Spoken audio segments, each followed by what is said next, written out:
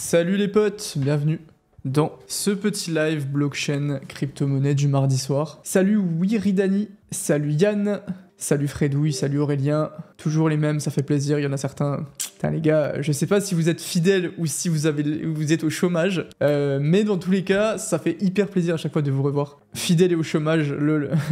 Je suis au taf là.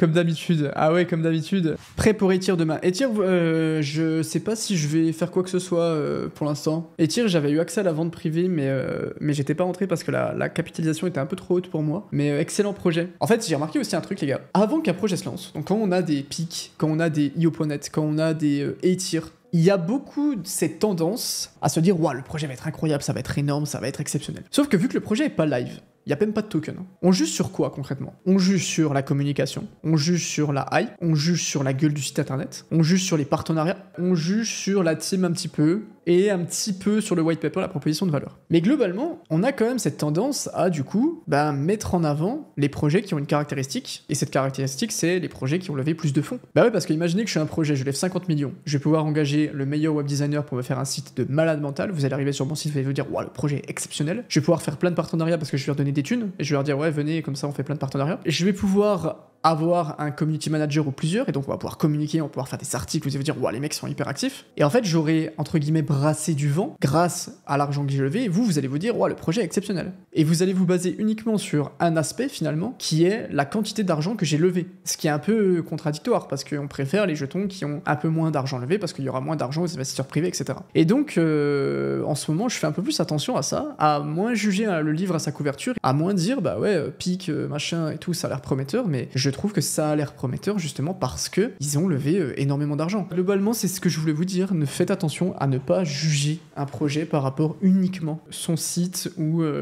la qualité des articles qu'ils font, parce que c'est simplement un projet qui a levé des thunes et qui capitalise sur ça, et du coup vous vous dites ouais, le projet est exceptionnel alors qu'en vrai ça change rien. TAO qui est redescendu autour des 320$ alors qu'il a fait une montée à 800$ et que on était globalement dans le range entre 300 et 450$. Historiquement, les listings Binance sont tout le temps annonciateurs de top locaux. C'est-à-dire que quand on a touché quasiment les 800$ et que Binance a annoncé son listing de TAO, mais c'était sûr, parce que historiquement ça arrive tout le temps, qu'on allait avoir une correction. Le listing Binance sur un projet qui performe avant d'être listé sur Binance, c'est tout le temps annonciateur de dump. Limite, ça se short très facilement si jamais vous avez un peu plus d'expérience. Est-ce que ça veut dire que TAO ne retrouvera jamais ces niveaux? Bien sûr que non. Bien sûr que non. On est dans un marché, les gars, qui vaut 2,42 000 milliards, ok? Si on met la capitalisation de Nvidia, elle est de 2,97 000 milliards. Donc la capitalisation de Nvidia est plus grosse que la capitalisation de l'entièreté du marché des cryptos. Ça veut dire quoi? Ça veut dire qu'il y a de l'argent dans l'IA, il y a de l'argent dans la data, il y a de l'argent dans tout ça. Et d'avoir le projet leader du marché des cryptos, qui a, entre guillemets, que 2,2 milliards de market cap, ça veut dire quand même qu'on a un potentiel évolutif qui est assez large, assez haut, d'accord? Tous les projets IA actuellement, bon, si on prend les plus gros projets IA, le premier projet qui fait uniquement de l'IA, c'est TAO. Et TAO qui a 2 milliards de market cap, je pense que quand on voit la quantité de liquidité qui est injectée et qui continuera d'être injectée dans le secteur de l'IA et dans le narratif de l'IA, qui est extrêmement puissant, on peut rester, à mon avis, très optimiste sur la suite de TAO et qu'on est dans une très bonne période de rechargement. Personnellement, TAO, j'ai rechargé, je recharge très très fort TAO en ce moment, pour être honnête avec vous. Cette période entre 300 et 350$, à mon avis, on ferait bien de l'utiliser à bon escient et de l'optimiser. En plus, je sais qu'ils font un petit peu de ménage aussi dans leur tokenomics, dans leur système de sub-DAO, et c'est normal. C'est normal, on a quand même un projet qui a monté de manière quasiment linéaire sur une période de 1 an. Donc évidemment qu'on va avoir un moment où on va corriger, c'est normal. Mais si vous avez fait vos recherches sur le projet, si vous connaissez le potentiel de cette crypto-monnaie, de ce narratif crypto, vous ne devriez pas avoir trop d'inquiétude par rapport à ça. On est dans une période où on oscille entre globalement 65 et 70. On a une tendance un peu dans les idées, etc., assez bearish, assez pessimiste sur du court moyen terme. Je sais pas ce que vous en pensez, mais on n'est pas énormément à penser que là on pourrait exploser les 72 000 alors qu'on flirte avec l'ATH depuis un moment déjà. Mais pourtant, je pense que, historiquement, on a rarement été aussi bullish que actuellement sur les crypto-monnaies. Si vous avez vu ma vidéo de dimanche dernier, vous allez avoir aussi un bon socle pour ça. Globalement, ma vidéo de dimanche dernier, on explique et on travaille sur le fait que les whales accumulent énormément, mais pour l'instant, sachant qu'il n'y a pas encore d'investisseurs particuliers, de petits investisseurs, elles n'ont aucun intérêt à faire que ça soit un petit peu moins silencieux, à rendre ça public et genre à arrêter la fête maintenant alors qu'elles peuvent encore accumuler. Et donc en fait, on est dans une période assez connue en fait dans le scénario où les whales continuent d'accumuler, les gros portefeuilles continuent d'accumuler énormément en essayant de garder ça le plus silencieux possible. Comment on garde ça silencieux? En faisant en sorte que le prix ne dépasse pas l'ATH, donc on traîne autour de l'ATH jusqu'au moment où on ne peut plus et où les investisseurs particuliers vont arriver une fois qu'on aura dépassé l'ATH et où là, elles auront accumulé le plus possible. C'est un peu ça cette réflexion-là, mais si vous regardez, même si vous avez une tendance bullish, que vous êtes là, que vous voyez vos altcoins qui font des moins 30%, moins 15%, etc. Honnêtement, si vous n'êtes pas bullish après ça quand même, c'est qu'il y a peut-être quelque chose de problématique. Si on regarde, il y a énormément d'annonces bullish. Le flow des ETF Bitcoin. Les ETF Bitcoin extrêmement importants. Et si on regarde les flux, les volumes totaux, vous voyez qu'on est sur des périodes assez impressionnantes. Sur la dernière semaine, on a eu le 4 juin 886, 488, 217, 131. On est sur globalement une tendance extrêmement haussière depuis quelques temps et qui continue d'augmenter. Si on regarde, par rapport au 23 mai, on est quand même sur un mois de juin qui devient de plus en plus intéressant. On a une autre nouvelle qui est très très intéressante, c'est Robinhood. Je ne sais pas si vous avez vu, qui a racheté Bitstamp pour 200 millions de dollars. Bitstamp, c'est l'un des plus vieux exchanges crypto encore en activité. Il y a à peu près, je crois, 4 millions d'utilisateurs, 3-4 millions d'utilisateurs. C'est un exchange qui a survécu à 3 bear markets extrêmement résilient et qui a été acheté par Robinhood, donc plateforme de courtier, extrêmement connue aussi, pour 200 millions. 200 millions, c'est absolument rien. Et c'est quelque chose qui est extrêmement bullish parce que Robinhood a une énorme influence aux États-Unis et malgré toutes les régulations et malgré toutes les recommandations de la SEC, de la SEC, de la Commission de sécurité des marchés financiers, Robinhood a quand même acheté Bitstamp et a quand même fait cette acquisition. Donc ça sera valable d'ici 2025 et c'est une news qui passe un petit peu au travers parce que c'est pas une news qui est bullish d'un point de vue volume, ça va pas attirer énormément de volume, mais ça en dit beaucoup. Ça en dit beaucoup qu'un courtier américain qui n'a pas les recommandations de la SEC vient acquérir le plus vieil exchange de crypto pour 200 millions de dollars. Donc c'est une nouvelle qui est très intéressante. Et si on regarde aussi la Banque centrale européenne qui a passé les taux d'intérêt de 4 à 3,75, il me semble, je crois que c'était 4 ou 4,25. On a la Banque du Canada qui a fait pareil aussi. Pour la Banque du Canada, c'est la première baisse des taux depuis 4 ans. Donc à voir si la Fed va suivre et si les taux d'intérêt du dollar diminueront aussi. Normalement oui, c'est littéralement genre...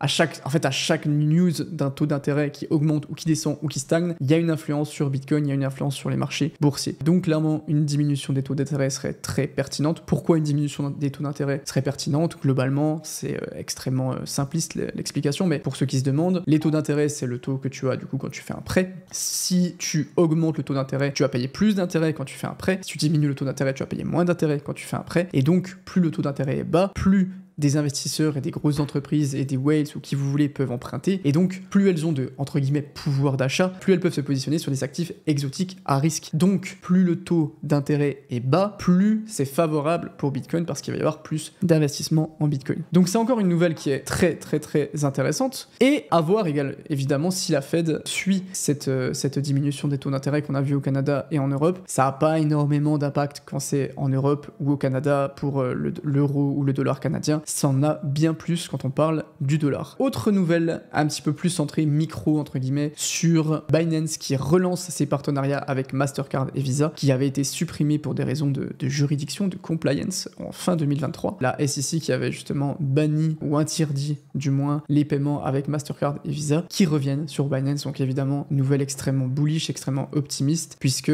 ça simplifie énormément l'accès aux plateformes crypto pour le grand public. Donc on a quand même déjà 4 nouvelles qui sont extrêmement intéressantes. L'ETF Ether qu'on a vu ici qui a été approuvé contre littéralement toutes les probabilités. Je sais pas si vous avez suivi un petit peu le feuilleton de l'ETF Ether, mais franchement c'était fou. On va voir un petit peu après les conséquences que ça peut avoir sur Ethereum. Alors je crois qu'il est live dans 2 semaines si je dis pas de bêtises. À voir comment ça se comporte. Honnêtement je ne sais pas. Est-ce qu'on aura les mêmes volumes que sur Bitcoin? Est-ce qu'on a déjà une nouvelle qui est achetée? C'est compliqué mais je pense qu'en tout cas sur du court moyen terme il va y avoir énormément de spéculation. Par contre sur du long terme c'est évident que c'est une nouvelle qui est très bullish et très optimiste pour les crypto-monnaies en général et Ethereum aussi. Je pense que si vous avez de l'Ethereum actuellement c'est un très bon pari pour l'avenir et ça serait dommage de le vendre maintenant. en tout cas. Et on a cette petite charte, où je vous avais parlé justement du feuilleton contre l'ETF. On a eu un mois de mai qui était un peu sous les radars. En tout cas, genre, je l'ai trouvé sous les radars, mais genre, il y a eu des épopées, des rebondissements de situation et des conséquences extrêmement intéressantes pour le marché. Bon, je vais pas tout vous faire, mais globalement, cette période-là,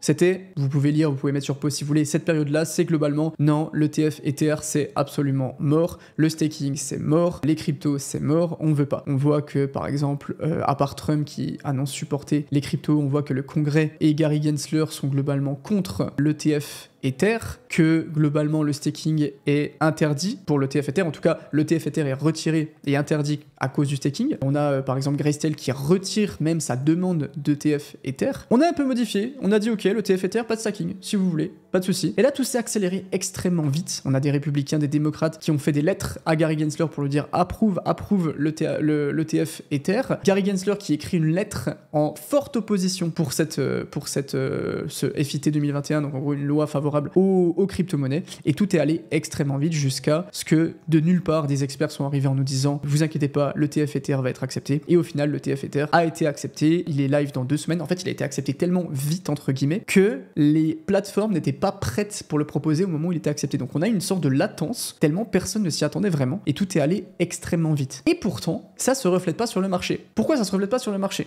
Eh ben plein de réponses possibles. Je pense qu'on est actuellement dans une correction de mi-cycle, je pense qu'on est dans une période où la smart money, où les gros investisseurs n'ont pas forcément envie justement de rendre ces nouvelles au grand public parce que ce sont des nouvelles extrêmement importantes, extrêmement big, et donc elles vont finir par arriver aux oreilles des gens. Et imaginez, mettez-vous à la place de quelqu'un qui a énormément de liquidités et que vous voulez accumuler parce que vous êtes persuadé que ça va monter dans quelques temps. Qu'est-ce que vous faites? Eh bien, vous essayez de retarder le plus possible et de donner cette impression, en tout cas, d'accumulation et de période un petit peu, voilà, en dents de scie, bearish ou Bitcoin, bon, on est autour des 70, on descend à 65, c'est compliqué, on va peut-être aller toucher en dessous des 65, bon, mais au final, je pense qu'on aura une deuxième partie d'année extrêmement importante et extrêmement explosive pour la suite de Bitcoin.